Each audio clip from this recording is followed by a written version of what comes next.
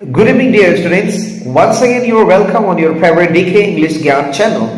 Dear students, today I'll discuss the first lesson of Hornbill textbook, and the first lesson is The Portrait of a Lady, written by Khushwant Singh. Dear students, इस कहानी में दो मुख्य characters हैं, एक दादी की, ग्रैंडमदर की, और दूसरे पोते की, ग्रैंडसन की, जो खुद इस कहानी के कथाकार हैं, नैरेटर हैं. नैरेटर के माँ बाप शहर में रहते हैं और नैरेटर अपनी दादी के साथ गांव में रहते हैं. Now let's start the story. Narrator कहते हैं कि जिस प्रकार से दूसरी की दादी बूढ़ी और चेहरा झुर्रीदार होता, उसी प्रकार से इसकी दादी भी बूढ़ी दिखती है और उनका भी चेहरा झुर्रीदार है. नैरेटर अपनी दादी को पिछले 20 सालों से जानते हैं, और जब लोग उन्हें कोई बताते हैं कि उसकी दादी एक समय था जब वो सुंदर और यंग हुआ करती थी, ये बात नैरेटर को यकीन नहीं होता, क्योंकि पिछले 20 सालों में उसकी दादी में कोई परिवर्तन नहीं हुआ है. ड्राइंग रूम के मेंटल पीस के ऊपर उनके दादाजी का एक तस्वीर लगा हुआ है, जो बड़ी सी टर्बन लगाए हुए हैं और ढीले ढाले कपड़े पहने हुए हैं. उनकी लंबी सफेद दाढ़ी उनके चेस्ट तक पहुंचती, कवर करती है, और उसके तस्वीर को देखकर यह नहीं कोई कह सकता है कि उसकी एक वाइफ होगी और बच्चे होंगे, बल्कि उनके तस्वीर से यह देखकर कहा जा सकता है कि उनके ढेर सारे पोते और पोतियां होंगे, ग्रैंड चिल्ड्रन होंगे, क्योंकि इतने बूढ़े वो दिखाई देते हैं. और जहां तक उसकी दादी यंग और प्रिटी का सवाल है, ये चीज वो यकीन नहीं कर सकते. उनकी दादी प्रायः बताया करती थी कि वो बचपन में वो गेम खेला करती थी. ये भी चीज उनको यकीन नहीं होता है, और उनको मानो कि एक परी की कहानी लगता है जो ऋषि मुनि बताया करते थे.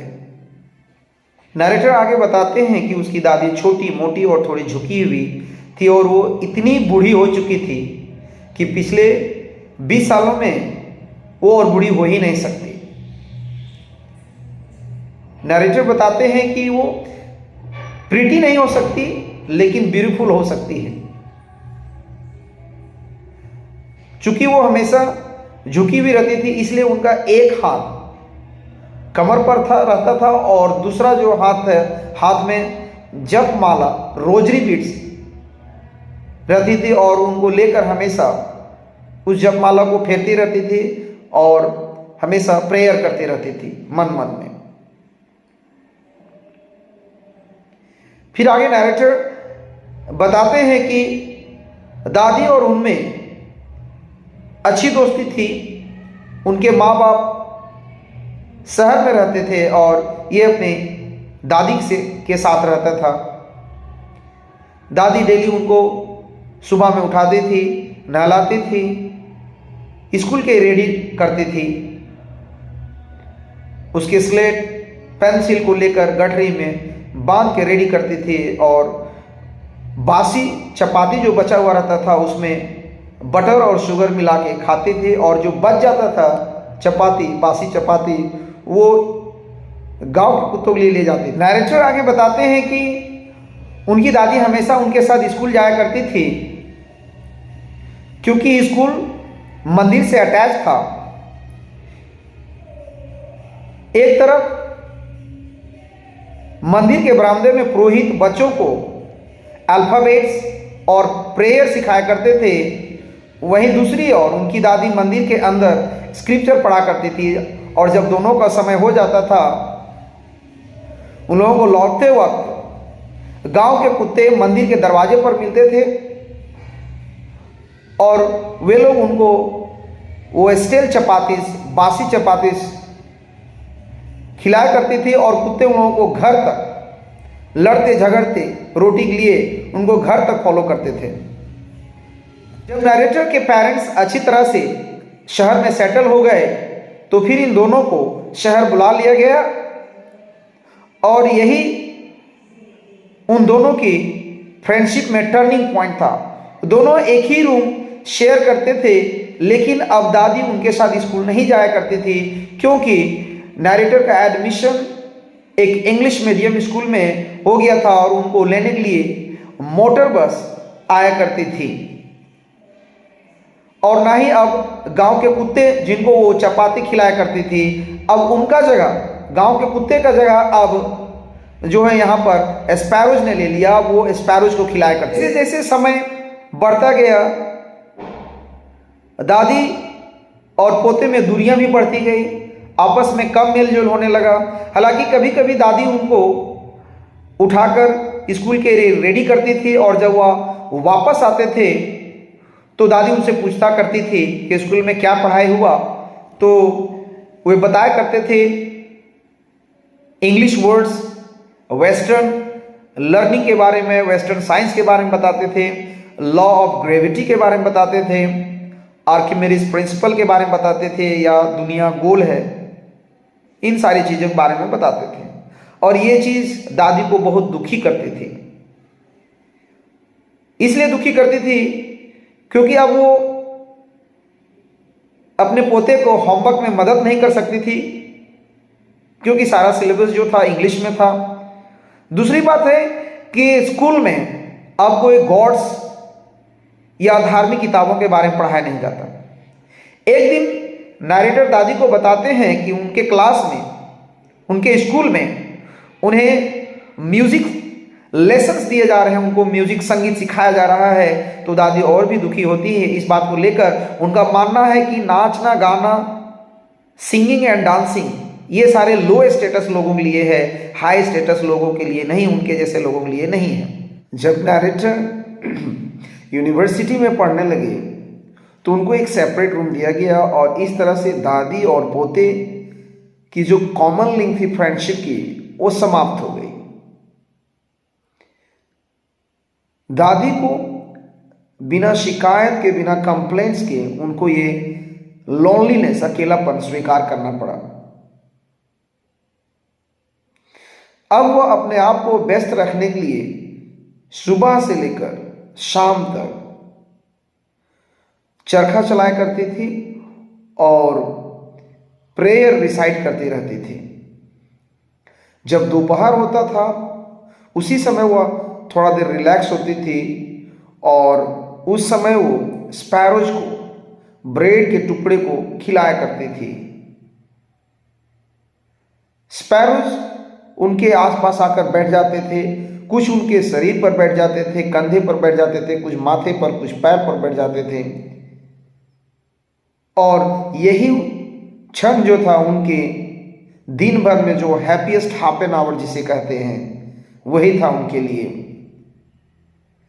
फिर जब नरेटर हायर स्टडीज के लिए, फर्दर स्टडीज के लिए विदेश जाने वाले थे, तो उनको लगा कि दादी जी बहुत अपसेट होगी, परेशान होगी, क्योंकि वे 5 इयर्स के लिए विदेश जा रहे हैं। लेकिन ऐसा कोई फीलिंग उनमें नहीं दिखा।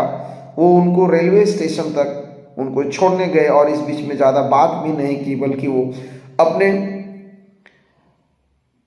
प्रेयर में खोई रही। फिर जब नरेटर 5 साल के बाद अब्रॉड से पढ़ाई करके वापस लौटे, तो उस समय भी दादी जो उनको रिसीव करने के लिए रेलवे स्टेशन जाती है, और नरेटर देखते हैं कि दादी इन 5 सालों में एक दिन भी ज़्यादा बूढ़ी नहीं हुई है, और वो ज्यों का त्यों है, और ज़्यादा बात नहीं करती है उनसे, और उनसे गले मिल जाती है। फिर दोपहर में फिर वही क्षण आता है जब वो स्पैरोज को ब्रेड के टुकड़े को खिलाती है और इंजॉय करती है। फिर शाम होता है, और शाम में कुछ परिवर्तन नरेटर उन दादी में देखते हैं कि शाम को वो प्रेयर नहीं करती है, बल्कि वो पड़ोस के औरतों को बुलाकर एक पुराने ढोलक को लेकर उसको पीटती है, नाचती है, गाती है, मानो कि कोई योद्धा युद्ध जीतकर घर वो लौटा है।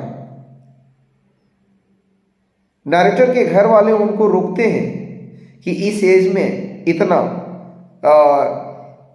ऐसा करने की आवश्यकता उनको नहीं है क्योंकि उसके हेल्थ पर असर पड़ेगा, लेकिन वो किसी की बात नहीं सुनती है। और ये पहला ऐसा बार हुआ था जब वो किसी शाम को प्रेयर नहीं करती है। दूसरे सुबह दादी बीमार पड़ जाती है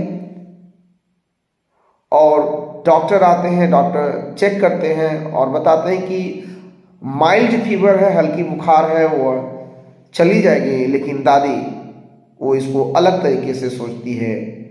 वो जानती है कि उनका जीवन का अंतिम क्षण आ गया है और इसलिए वो अपने जीवन के लास्ट चैप्टर में किसी से भी बात नहीं करना चाहती है और ना ही प्रेयर करना चाहती है। हालांकि ऐसे बिहेवियर, दादी के ऐसे बिहेवियर का विरोध किया जाता है, लेकिन दादी किसी की नहीं सुनती है। वो कॉट पर पड़ी रहती है और प्रेयर बोलती रहती है मन मन में, और जो है रोजरी बीट्स है, जो जाप माला है, वह लेकर बोलती रहती है, उस माले को फेरती रहती है। और इससे पहले कि वे लोग सस्पेक्ट कर पाते, संदेह कर पाते कि दादी का जो लिप्स था, जो प्रेयर चैंट कर रहे थे, वो रुक जाता है और रोजरी बीड उनके हाथ से छूट जाता है और तुरंत उनका चेहरा जो है पीला पड़ जाता है और तब लोगों को पता चलता है कि अब दादी की मृत्यु हो चुकी है। नरेटर बताते हैं कि ऐसा एक प्रथा है कि किसी भी मृत शरीर को, डेड बॉडी को कॉट या बेड में, पलंग या खटिए में नहीं रखना है, इसलिए उसको धरती में लेटा दिया जाता है और फिर उनको जो है रेड श्रॉड से, यानी कि लाल कफन से ढक दिया जाता है।